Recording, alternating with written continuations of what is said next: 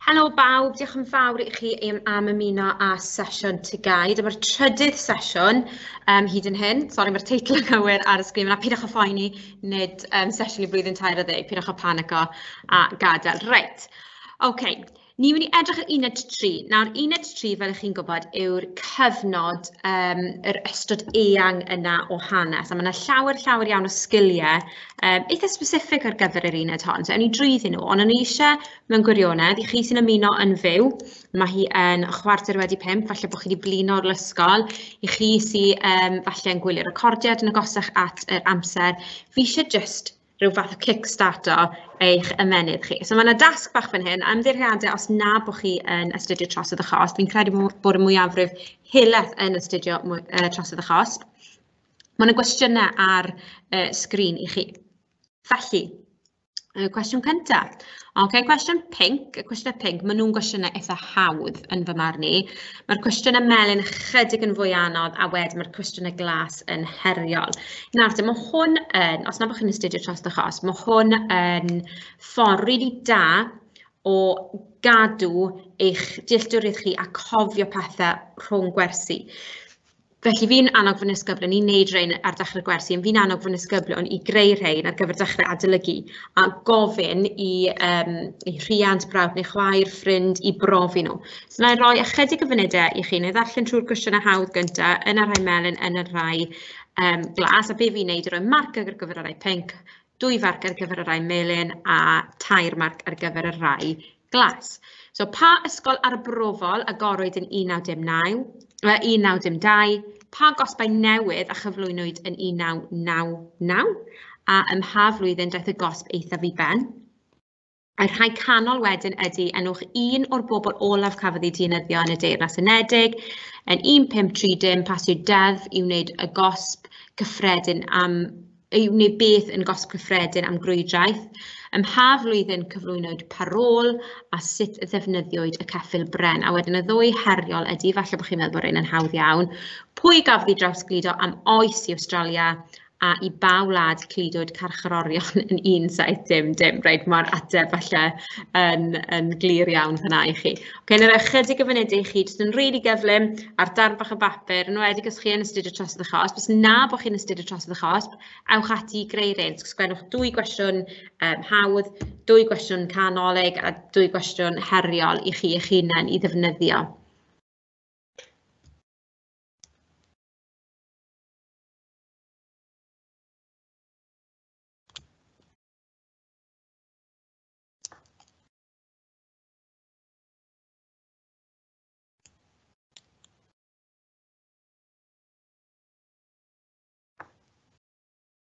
Grêt, fi'n credu bod yna modd I stopio hwn hyd yn oed yn fyw, ond os I chi yn gweithio adre, stopiwch hwn am gyfnod hirach os ydymunwch, mae'r atebion ar y ffordd. Wrth gwrs, Bostill oedd yr ysgol arbrofol agorwyd yn 1992. Peter Allen, os chi o Gaerdydd, nid y pobl sy'n gwerthu tai. Okay, os chi ddim o Gaerdydd, bydd hwnna'n hollol ddibwrpas I fi ddweud. Neu Gwyn Evans, mae'r ddau yna yn ennill 2 farc yr un. Australia, oedd y wlad dechreuodd carcharorion cael ei gludo. 1530, pasiwyd y deddf I wneud chwipio wrth gwrs yn gosb cyffredin. Pa gosbau newydd a chyflwynwyd yn 1999. Un tricky bach fan hyn, Asbo. Felly bod chi ddim cweit yn cofio hwnna. Ym mha flwyddyn cyflwynwyd y parol, 1967. Pwy gafodd ei drawsgludo am oes I Awstralia, Lewis.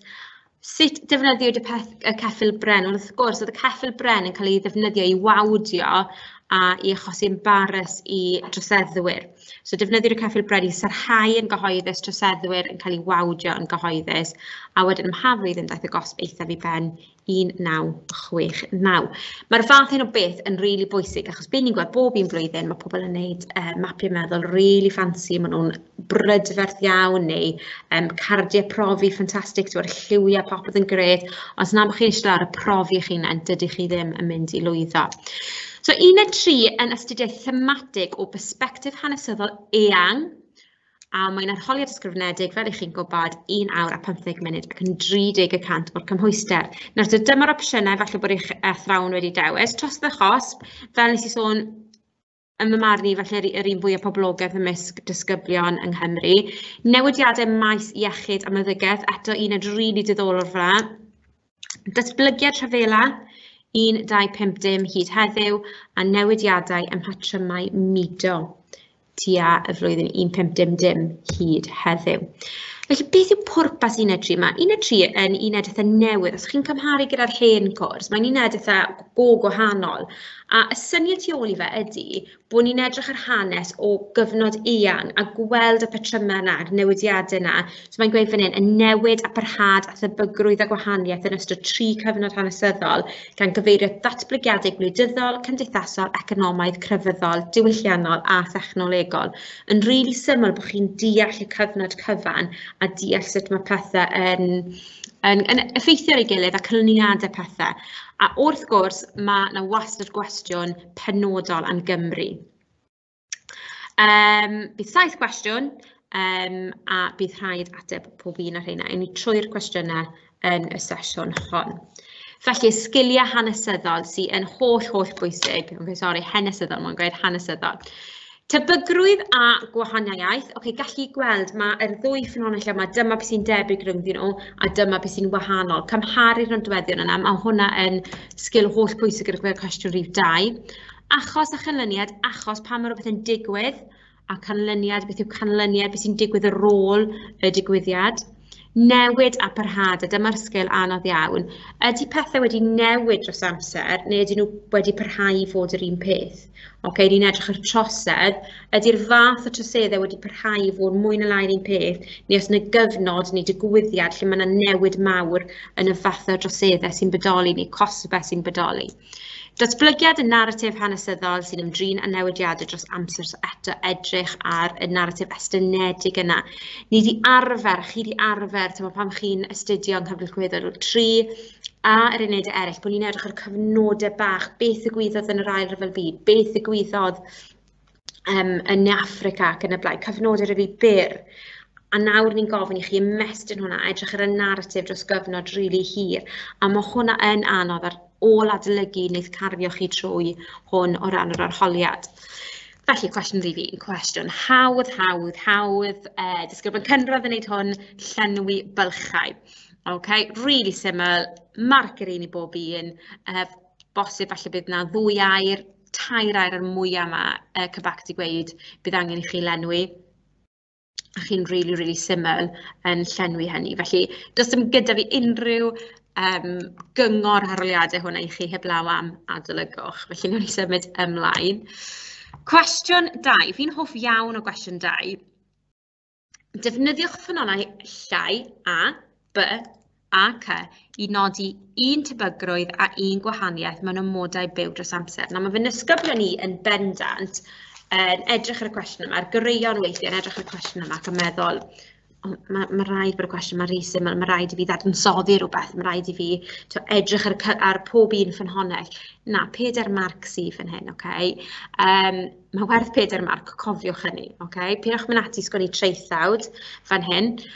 Defnyddiwch ffynonellau A, B, C i nodi un tebygrwydd a un gwahaniaeth. Nawr, y cwbl o gamgymeriadau mae pobl yn gwneud yn gyffredinol ydy, yn syml iawn, maen nhw'n gofyn am un tebygrwydd a un gwahaniaeth o'r 2 ffynhonnell. Mae angen un brawddeg i nodi tebygrwydd a un brawddeg i nodi gwahaniaeth. A be mae rai pobl yn trio wneud yw maen nhw'n trio edrych ar ffynonellau A, B ac A, wel beth yw'r tebygrwydd cyfan, neu beth yw'r gwahaniaethau rhyngddyn nhw. Mae mor syml A, beth sy'n debyg rhwng ffynhonnell A a ffynhonnell B. Beth sy'n wahanol rhwng ffynhonnell B a ffynhonnell C. A cofiwch enwi'r ffynonellau, mae hynny yn bwysig. Peidiwch dweud mae 2 o'r ffynonellau, eto mae rhaid i chi enwi y ffynonellau, a rhaid sicrhau bod y wybodaeth yn deillio'r ffynonellau. Unwaith eto, peidiwch dweud, fi'n gwybod oedd hwn yn digwydd yn y cyfnod pam ysgrifennwyd ffynhonnell neu pam gynhyrchwyd ffynhonnell B.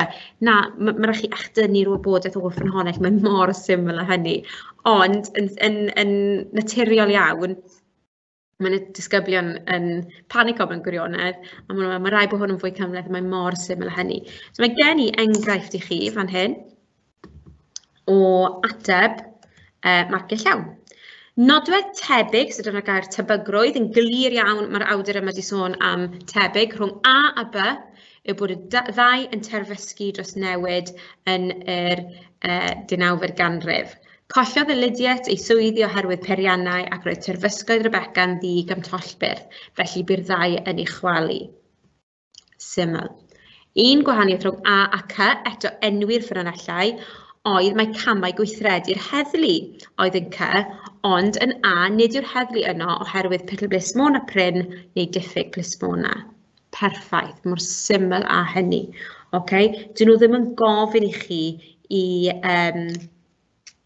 edrych ar y tair ffynhonnell, a edrych ar y tebygrwydd. Dyna chi osgoi wneud hynny mewn gwirionedd. Byddwch mor syml, defnyddiwch y cynllun ateb ar y sgrin. Mae mor syml â hynny. A gyda cwestiwn 2, mae amcan asesu 2. So mae'r disgybl yma wedi nodi'n glir un tebygrwydd ac un gwahaniaeth. Marcio llawn, felly 2 mas o 2. A amcan asesu 3 yn defnyddio'r ffynonellau i nodi'r tebygrwydd a gwahaniaeth. 2 mas o 2. Perffaith, unwaith eto. Mae'n bwysig iawn i chi, mae disgyblion yn aml yn gorgymlethu'r cwestiwn yma, a mae'n bwysig bod chi jyst yn dilyn y fformat yma. Symud ymlaen i gwestiwn 3, mae llwyth o gwestiynau yn yr uned yma, ac felly dyna pan mae gyda chi chydig fwy o amser. Mae cwestiwn 3 yn gofyn am ymateb ddisgrifiadol sy'n seiliedig ar wybodaeth. Dyma enghraifft bach i chi. Disgrifiwch waith Elizabeth Fry. Dyma lle mae rili angen adolygu. Byddwch chi'n ei chael yn anodd iawn os na bod chi wedi adolygu a bod chi ddim yn gwybod pwy yw Elizabeth Fry o gwbl. Yn y bôn, y ffordd i ateb hwn orau ydy disgrifio gwaith yr unigolyn a'r narratif byr. Os yw'r cwestiwn yn ymwneud gyda gwaith unigolyn fel Elizabeth Fry neu William Harvey, dylem geiswyr disgrifio gyrfa'r unigolyn gan ganolbwyntio ar eu prif gyflawniadau. Dwi'n dweud beth yw hoff liw Elizabeth Fry ddim yn mynd i rhoi marciau i chi ar enghraifft. Mae eisiau chi fod yn eitha specific gyda disgrifiwch waith Elizabeth Fry. Dyna'n union mae'n gofyn i chi yn y cwestiwn. Felly, ar gyfer y cwestiwn sy'n ymwneud â thechnoleg, falle gwarchau'r oesoedd canol, dyle ymgeiswyr enwi'r arfau, neu rôl nhw wrth ymosod yr cestyll. Po fwyaf perthnasol y chywir, o mwy o marciau a mwy o manylder, uchaf bydd y bandiau. So, ni ond yn edrych fan hyn ar amcan asesu 1, a mae'r 6 marc yw hennill. Felly, mae gen i ateb fan hyn i chi. Neu ddarllen i chi, ar ychydig o funudau i chi i roi marciau allan o 6 i'r unigolyn yma. Roedd Elizabeth Fry yn ddiwygiwr carchardai. Ymwelodd â charchar Newgate ac roedd wedi ffieiddio gan yr hyn a welodd. 120 o fenywod a phlant yn cysgu ar y llawr ac roedd yr ymodau'n arswydus. Sefydlodd ymgyrch a chafodd ei chopïo'n ddiweddarach mewn llawer o garchardai eraill. Yn ei hymgyrch cyflwynwyd y pethau cynlynol. Roedd rheolau ar gyfer menywod, roeddent i'w gwahanu oddi wrth ddynion ac i'w gael mwy o le. Bydden nhw'n cael addysgu, menywod plant, y ddau. Nod yr ymgyrch oedd helpu carcharorion benywaidd rhag ymodau ffiaidd. Felly, ychydig o eiliadau, sawl marc bysych chi yn rhoi i'r unigolyn yma?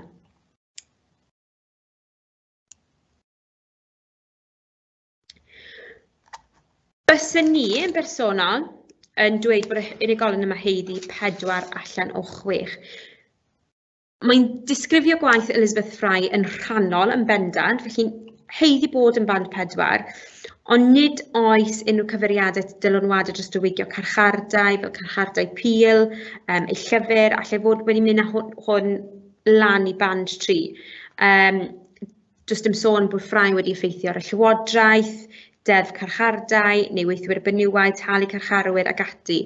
Felly, bod hwn yn dda, ychydig mwy o fanylion, sy'r manylder nath ni drafod ychydig funudau yn ôl, sy'n yn atal yr ymgeisydd yma rhag cyrraedd y band top a ennill y marciau llawn yna. Cwestiwn 4. So mae'r cwestiwn yma gwerth 6 marc. Ac yn edrych yn bennaf ar amcan asesu 1, unwaith eto. Yng nghyfres, beth ni'n meddwl fan hyn, falle dydd cwestiwn ynglyn â Cymru i fyny fan hyn. Okay, a mae'n gofyn I chi ddisgrifio mater hanesyddol. Mae cwestiwn 3 yn gofyn I chi astudio mater hanesyddol hefyd. Okay. Bys ni'n tybio falle bydd cwestiwn 3 neu 4 yn 4 falle yn sôn am enghraifft o Gymru. Felly, cawn weld. Disgrifiwch y modau byw wnaeth arwain at gynnydd mewn troseddu, committing crimes, y Merthyr. A dyma'r ateb I chi. Unwaith eto, neu ddarllen yr ateb I chi, a wedyn rhoi munud I chi feddwl allan o 6 faint o marciau bys chi'n rhoi'r unigolyn yma. Roedd yr amodau byw y Merthyr yn erchyll. Rhoddodd y meistri heiar yn gartrefu o gweithwyr, ond nid oedden nhw'n ddigonol. Roedd yn rhaid iddyn nhw fynd i'r toilet tu allan, gan nad oedd y system garffosiaeth briodol. Arweiniodd hyn at gynnydd mewn troseddu, gan mai dyma'r unig ffordd rhai pobl o oroesi oherwydd diweithio uchel a thoriadau mewn cyflog. Arweiniodd y ffyrdd tywyll cil at gynnydd mewn troseddu wrth i'r peteiniad o tua 60 y Merthyr ddod I hyd I dynion meddw a dwy'n oddi wrthyn nhw. Roedd yn rhaid i'r gweithwyr y Merthyr brynu eu holl fwyd o trucks o'r system tryciau, siŵr bod eich athrawon wedi dysgu hynny I chi, a oedd yn achosi iddyn nhw I fyw mewn dyled. Arweiniodd hyn at gynnydd mewn troseddu, gan mai 70% o troseddu oedd dwy'n bwyd, glo neu dillad, gan bod yr amodau byw mor wael. Felly, unwaith eto, mae'n rhoi rhyw munud I chi feddwl. Dyma ydy'r opsiynau. Band 1, dangos gwybodaeth cyfynedig, limited, rhwng 1 I 2 marc. Band 2 yn dangos gwybodaeth I ddisgrifio'r mater yn rhannol. A wedyn band 3, dangos gwybodaeth manwl yn llawn yn y cyd-destun hanesyddol priodol 5 neu 6 marc. Rhoi chydig o funudau I chi.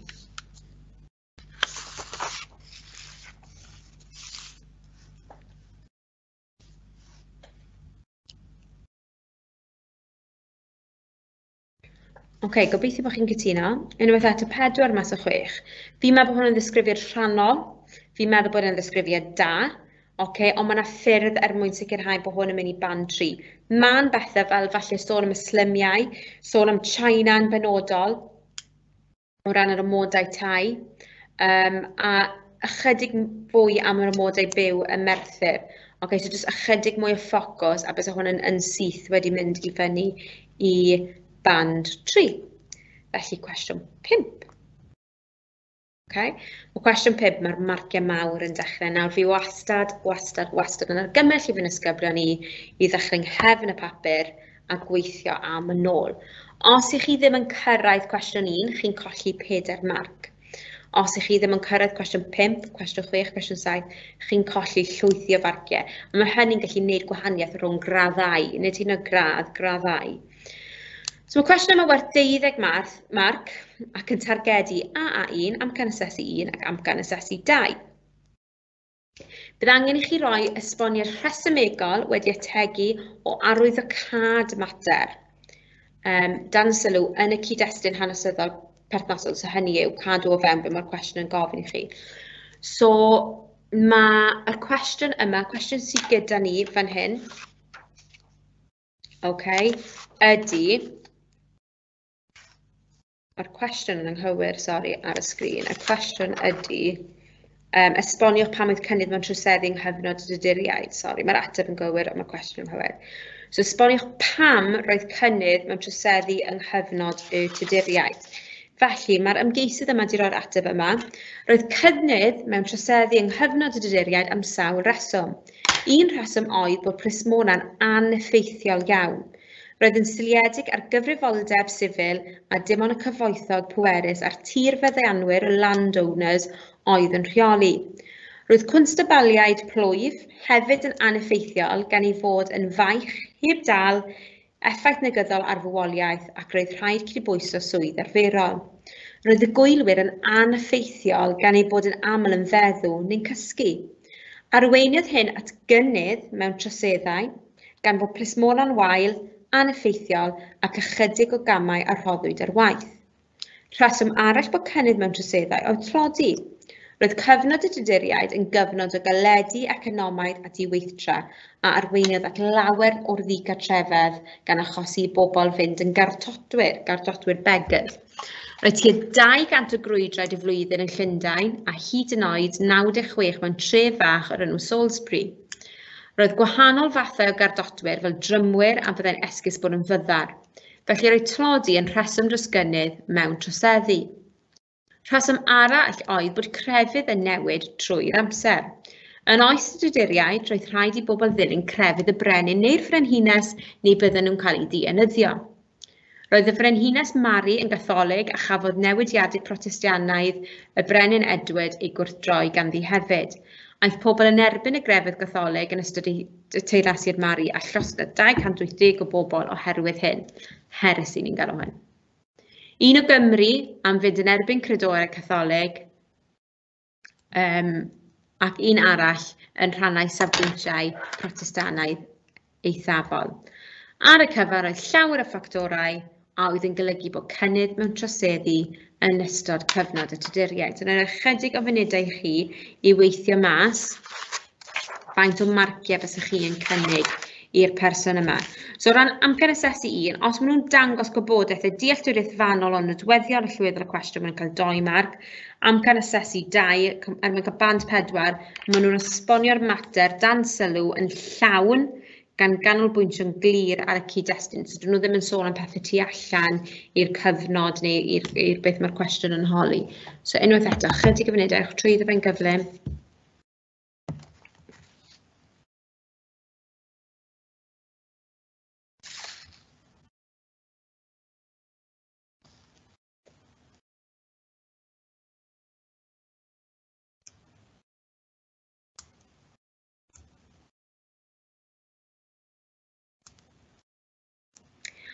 Felly, oedd y disgybl yma, oedd yr ymgeisydd yma wedi cael 9 allan o 12, marc eitha cryf fan hyn. So marc really da fan hyn. Un ffactor wedi esbonio, ail ffactor tlodi ydi weithdra, trydydd elfen newid crefyddol. Gwybodaeth y dealltwriaeth fanwl rhywfaint yn esboniadol manwl o grefydd, ond heb ganolbwyntio ar achosion diweithdra, pethau fel amgau tir, diddymu ac ati. Yn amcan asesu 1, gwybodaeth fanwl, felly band 2, sicr yn heiddi yr band 2 yna. Amcan asesu 2, mae'r ymgeisydd wedi ystyried 3 ffactor arweinio ddatgynydd mewn troseddu yng nghyfnod y Tuduriaid. Mae'r sylw y gallai methiannau yn y system blismona fod wedi cyfrannu at troseddu yn ddilys ac yn werth rhywfaint o farciau. Mae'r cyfeiriad at grefydd wedi cefnogi'n dda, ond mae diffyg cyfeiriad at achosion sylfaenol yn yr esboniad o newid economaidd. A felly dyna pam maen nhw ddim cweit yn mynd mewn i band 4, maen nhw'n just yn stuck yn band 3 rhywfaint, rhyw ychydig. So ni'n symud ymlaen nawr i cwestiwn 6, jyst cael y pip olwg ar yr amser. So mae cwestiwn 6 eto ar 12 marc ac yn targedu'r un amcanion asesu. Bydd angen i'r ymgeiswr i roi esboniad rhesymegol wedi ategu a arwyddocad bater dan sylw yn y cyd-destun hanesyddol perthnasol. Mae hwnna'n sôn am ffansi iawn, yn dydi cyd-destun hanesyddol perthnasol. Hynny yw bod chi ddim yn mynd tu allan i ofynion y cwestiwn. So y cwestiwn ydy, pa mor arwyddocaol oedd newidiadau mewn agweddau tuag at gosbi yn yr 20fed ganrif? Pa mor arwyddocaol, gael rili pwysig significant, oedd newidiadau mewn agweddau tuag at gosbi yn yr 20fed ganrif?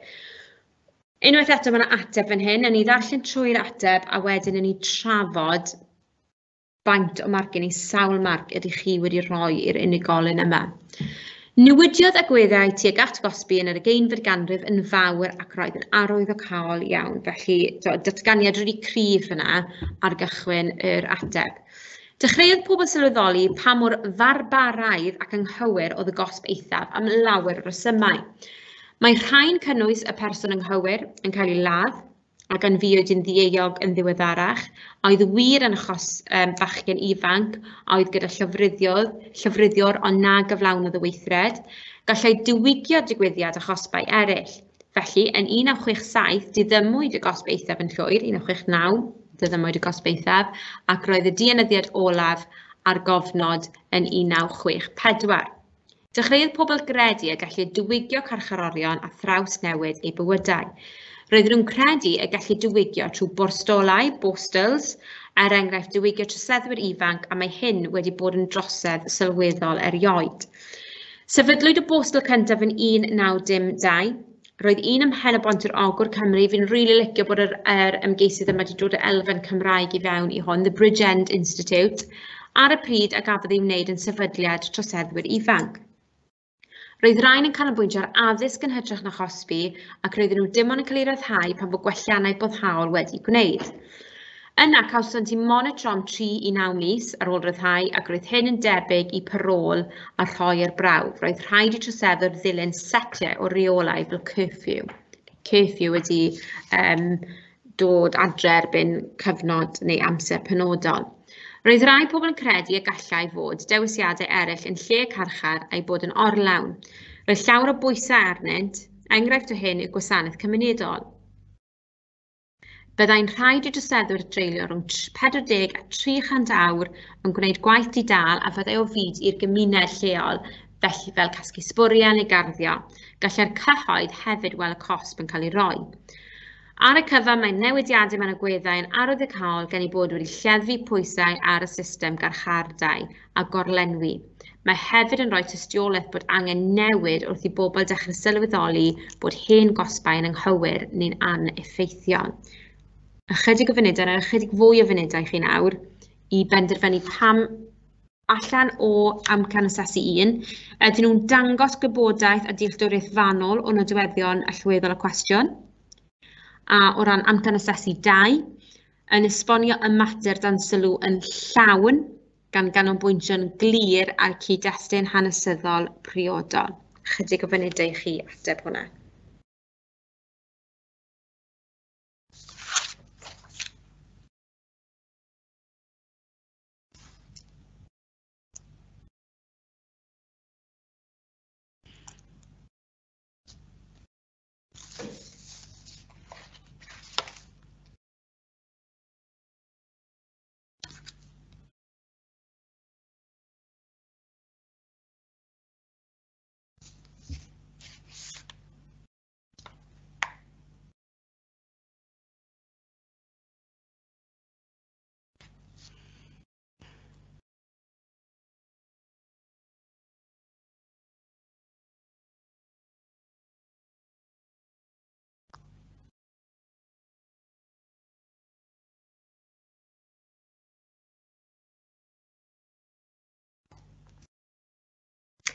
Os chi angen ychydig mwy o funudau, mae croeso i chi i wasgu pause.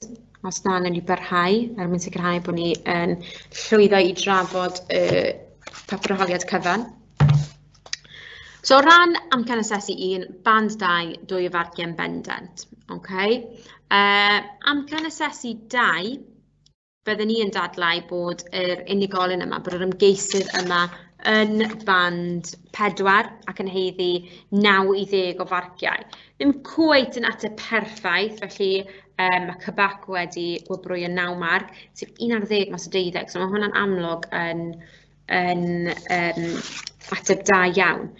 Arwyddocad un enghraifft, yr unig beth mae newid mewn esbonio. Ail elfen, diwygio, yn enwedig troseddwyr ifanc, a wedyn trydydd elfen, arwyddocad dewisiadau gwahanol i garchar. Mae yna crynodeb clir o arwyddocad newid, mae gwybodaeth y dealltwriaeth yn wirioneddol yn canolbwyntio yn llawn ar arwyddocad ar gyfer amcan asesu 3. Canolbwyntio yn llawn, rhoi nifer o enghreifftiau ar newidiadau a mae'n rhoi cefnogaeth sy'n ffitio o fewn y cwestiwn y cyd-destun i ddangos pam ei bod yn arwyddocad, felly bendant yn band 4 gyda'r cwestiwn hynny. Felly da iawn i'r ymgeisydd yma. Wedyn symud ymlaen i cwestiwn 7. So 1 ar 10 mas o 12, ie. Cwestiwn llawn marciau, ac yn ogystal â hyn mae marciau SAG, sy'n yn ychwanegol. Os ych chi ddim yn cyrraedd y cwestiwn yma, bydd ni'n edrych yn 20 o farciau, mae hwnna'n enfawr yn dydi i golli.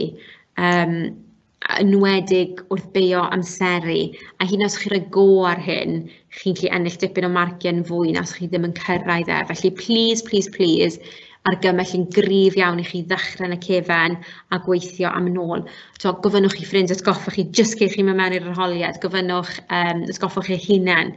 Be bynnag, rwch larwm bach ar eich ffôn chi, reminder bach, dechreuwch yn y cefen, wir I chi byddwch chi'n ddiolchgar.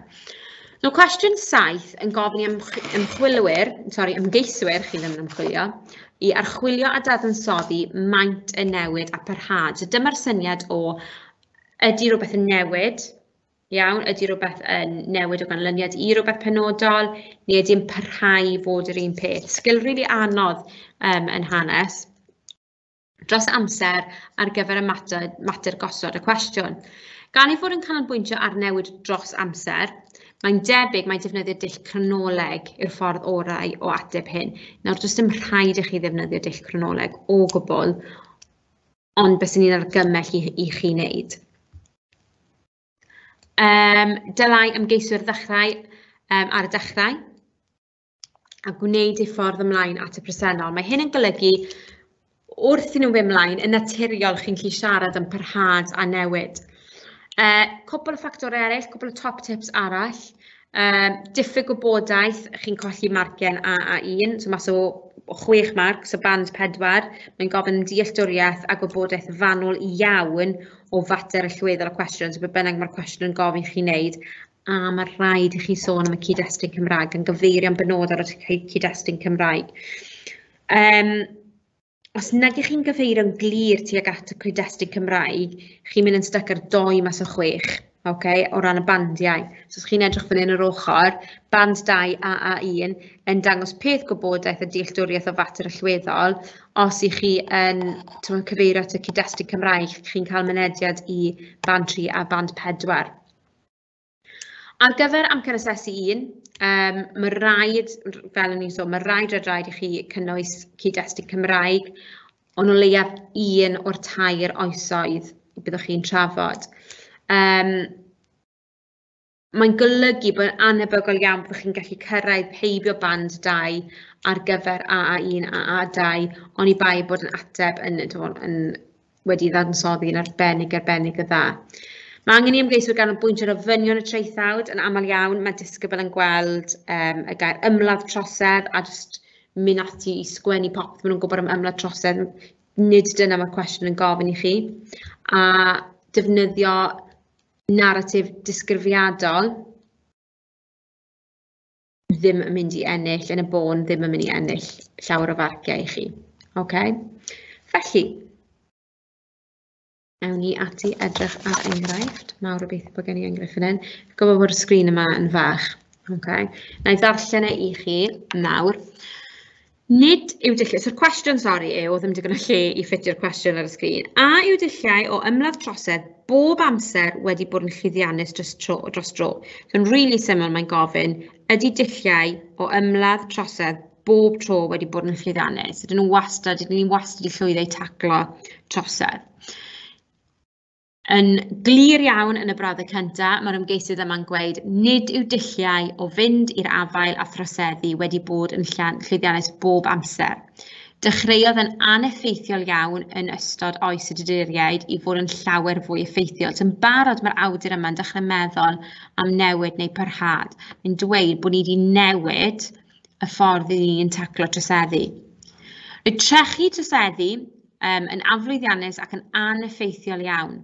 Roedd y prif syniad yn seiliedig ar gyfrifoldeb dinesig. Roedd Prydain yn cael ei plismona gan ynadon heddwch, dynion o dirbyddianwyr cyfoethog nad oedd yn cael ei talu, ond a oedd wrth eu boddau gyda pŵer. Roedden nhw'n mynychu sesiynau cwrt bach ar gyfer man troseddau a sesiynau llys chwarter ar gyfer troseddau mwy difrifol. Roedden nhw'n aneffeithiol, mae'n ateb y cwestiwn fan hyn, roedden nhw'n aneffeithiol. Roedd y wlad hefyd yn cael ei plismona gan Charlies, gwylwyr a oedd yn aflwyddiannus wrth drechu troseddu, gan ei fod fel arfer yn hen ac yn disgyn I gysgu neu'n feddw ar ddyletswydd. Dynion a ddywyswyd I wneud y swydd o constabaliad plwyf ac roedden nhw'n dilyn yr hyn roedd yn adod heddwch yn ei ddweud. Ond roedden nhw'n aflwyddiannus, eto ateb y cwestiwn, gan nad oedd tal am y swydd, roedd yn feichus yn faich ac yn effeithio negyddol ar ei bywoliaeth. Gwelwyd rhywfaint o lwyddiant yn y 19fed ganrif wrth drechu troseddu, ond roedd yn gyfyngedig. So eto, parhad a newid, mae'n dweud bod y newid ond ychydig. Mae'n asesu ac yn dadansoddi y newid hynny gwych. Sefydlodd Henry Fielding y ceidwad Bow Street yn y 19fed ganrif oedd yn llwyddiannus i raddau gan eu bod yn cael tal, hyfforddiant ac roedden nhw'n onest. Roedd 6 ohonyn nhw i ddechrau yn y newidiad hynny. Roedden nhw'n llwyddiannus gyda'i gwaith yn Bow Street, ond nid unrhyw le arall yn Prydain. So mae'r ymgeisydd yma'n esbonio pam bod nhw ddim yn meddwl bod y ceidwaid yn Bow Street yn llwyddiannus ar draws Prydain. Achos dyna'r cwestiwn mewn gwirionedd, yn dyfe. Roedd yn drobwynt enfawr wrth drechu troseddu, ond roedd yn araf. Sefydlodd Robert Peel, heddlu'r de'r Met, yn 1829 gan diddymu ceidwad Bow Street gan ei bod yn plismon ar radiws 15 milltir o ganol Llundain. Roedd yn rhaid i'r heddlu fod yn 35 oed a throsodd i 5 7, so bys ni methu bod yn un, a fi'n ddyna, so bys ni benda methu bod yn un, gallu darllen ac ysgrifennu yn iach. So o ran i taldrau 5-7. Bosib bod rhai ohonych chi yn dalach yn y 5-7 ymlwyddyn 11 neu 10. Roedd 3,200 ohonyn nhw yn cafodd 2,200 i ddiswyddo gan ddangos i bod yn llwyddiannus am gael y dynion gorau. Yn ystod y 19fed ganrif, pasiwyd y ddeddf sir a bwrdreistefu, a oedd yn gwneud yn orfodol i bob sir cael heddlu. Yng Nghaerdydd, eto, beth ni'n sôn am, cyd-destun Cymraeg. Yng Nghaerdydd, roedd ganddyn nhw 5 constable a 7 yn Abertawe. Roedd hyn yn llwyddiannus gan fod heddlu yn gweithredu ym mhobman. Yna ni'n symud ymlaen i'r 20fed ganrif. Roedd trechu troseddu yn parhau fod yn llwyddiannus, parhad, iawn, a newid, ni'n sôn am hyn. Oherwydd arbenigedd, trafnidiaeth a chreu lluoedd mwy. Gwnaeth arbenigedd mewn technoleg gwyddoniaeth ei helpu fod yn fwy llwyddiannus oherwydd olion bysedd, fingerprints. Roedd hyn yn helpu'r heddlu ddod o hyd i'r rhai dan amheuaeth o drosedd a distyru rhai. Mae trafnidiaeth hefyd wedi gwella Bobby on the Beat gyda cheir sy'n cyrraedd yn gyflym. Roedden ni'n gwneud yn fwy llwyddiannus gan bod yr heddlu'n gallu cyrraedd safle yn gyflymach.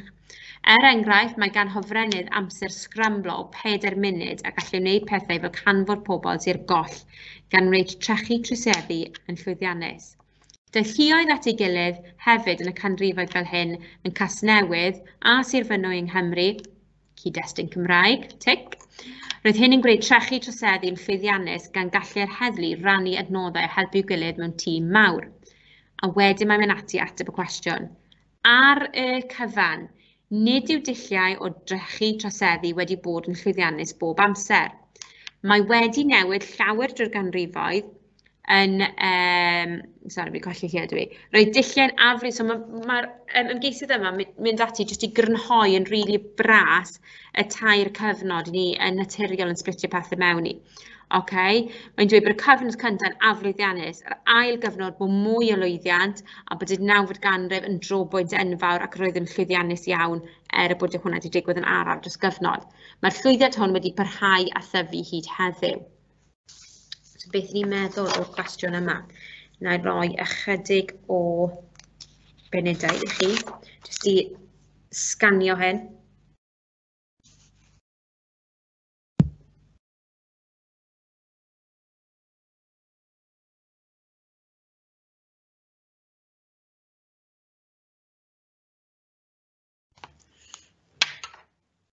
Eto, os i chi yn gweithio trwy recordio'r croeso i chi gwasgu pause ar hyn.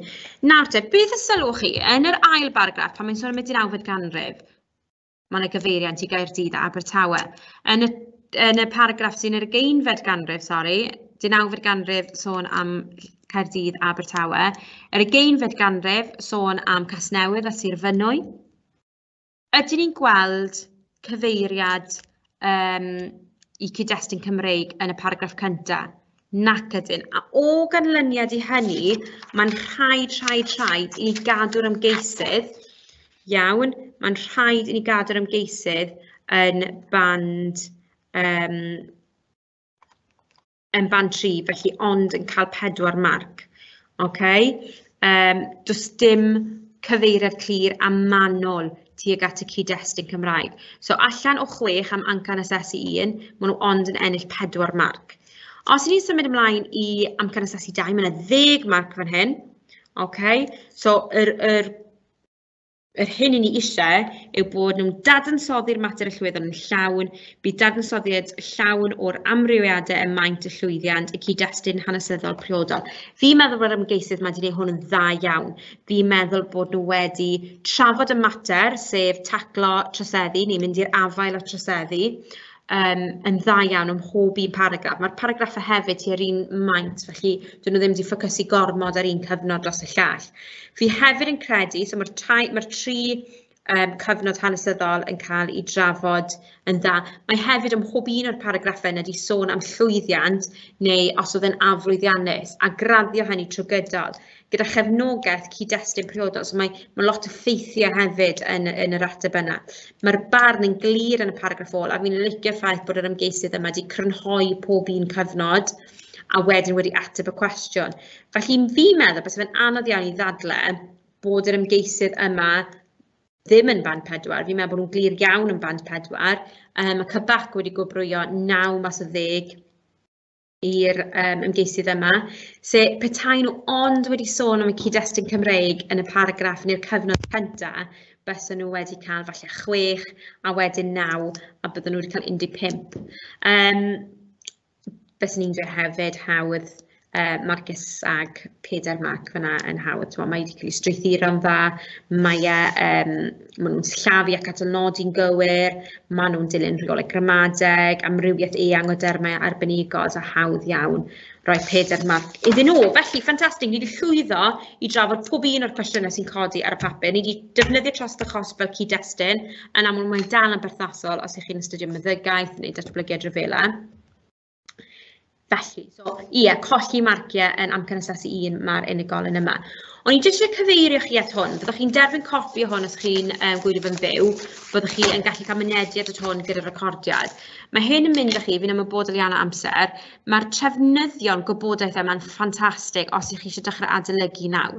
Dyma beth nhw'n edrych fel, bosib bod yn mynd i lwytho, so na i troi'r Gymraeg, am ryw reswm mae'n mynd yn automatig i'r Saesneg.